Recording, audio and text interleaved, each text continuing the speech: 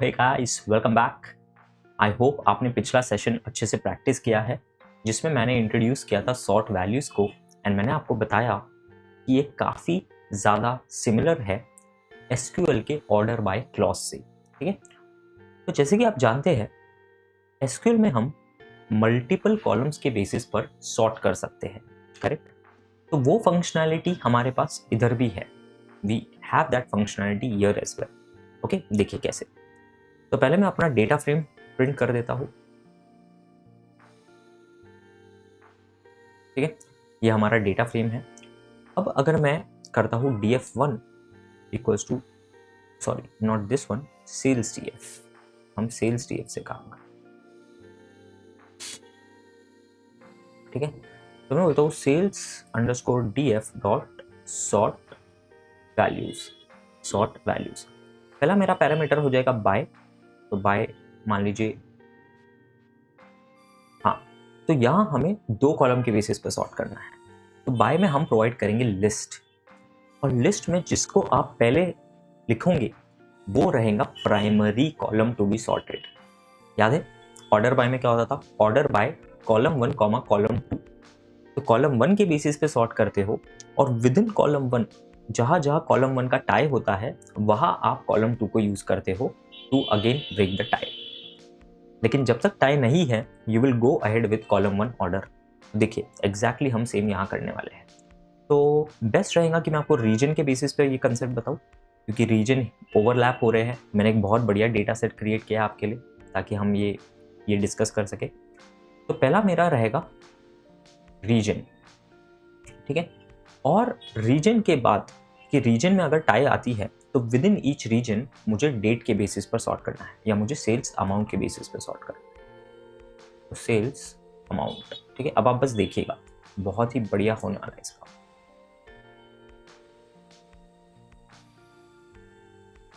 इतना इंट्यूटिव है ना कि मजा ही आ जाएगा आपको।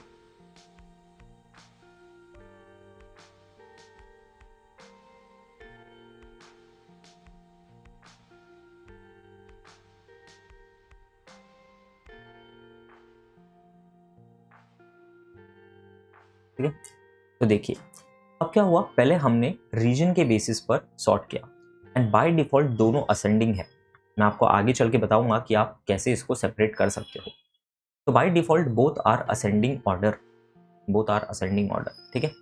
तो ये देखिए ईस्ट साउथ वेस्ट सब एक साथ आ गए, पूरे ईस्ट पूरे साउथ पूरे वेस्ट। और जहां भी टाई हो रहा है, दोनों ईस्ट में टाई हो रहा है, तो there you have sorted on the basis of what, sales amount. तो विद इन ईच रीजन आपने उसको सॉर्ट किया है सेल्स अमाउंट असेंडिंग ऑर्डर में। Isn't that cool, isn't that amazing. अब अगर मान लीजिए आपको दोनों को डिसेंडिंग ऑर्डर में करना है, तो देखिए यहाँ एक कॉमा लिख के हम असेंडिंग लिखेंगे जैसे कि हम पहले लिखते थे, बट वहाँ हम एक ही वैल्यू लिखते थे क्योंकि एक ही कॉलम था। यहाँ मैं लिस्ट लिखूंगा, तो यहाँ मैं लिखूंगा फॉल्स कॉमा फॉल्स। इसका मतलब क्या है कि रीजन भी फॉल्स, सेल्स अमाउंट भी फॉल्स, यानी दोनों डिसेंडिंग ऑर्डर में। ठीक है, और फिर मैं प्रिंट करूंगा df1। लेट्स सी, तो देखिए अब क्या हो गया, रिवर्स हो गया, west south east and within west descending order, within south descending order and within east descending order. So this is how you can sort on the basis of multiple column and this is the hierarchy। ये hierarchy है, first importance इसको, then इसको and then so on। ठीक है, अब मान लीजिए एक को असेंडिंग करना है, एक को डिसेंडिंग करना है, कोई बात नहीं, वो भी कर लेंगे, जस्ट कॉपी करेंगे इसको।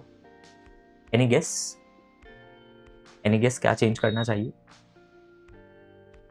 एब्सोल्युटली, तो इसको मान लीजिए ट्रू कर दीजिए, इसको ट्रू कर दो, सेकंड को फॉल्स कर दो। अब देखिए आपने क्या किया, रीजन को ट्रू किया, यानी कि रीजन असेंडिंग ऑर्डर में, और within each region descending order of sales amount. You can literally play around with this, आप इसके साथ लिटरली कुछ भी करके ट्राई कर सकते हो। ठीक है, साउथ में अगेन डिसेंडिंग, वेस्ट में अगेन डिसेंडिंग, और याद रखिए it is descending with in each reason, ऐसा नहीं है कि ओवरऑल डिसेंडिंग। ओवरऑल डिसेंडिंग होता तो ये 2000 टॉप पे होता, right? It is with in each reason. अगर मैं इसका रिवर्स कर लूं,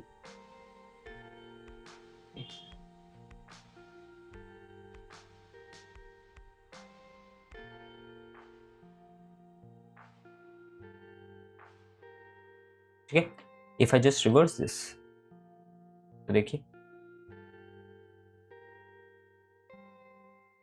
यहां मैं बोलूंगा फॉल्स और यहां मैं बोलूंगा ट्रू, यानी पहला डिसेंडिंग दूसरा असेंडिंग, तो पहला डिसेंडिंग और within each ascending order.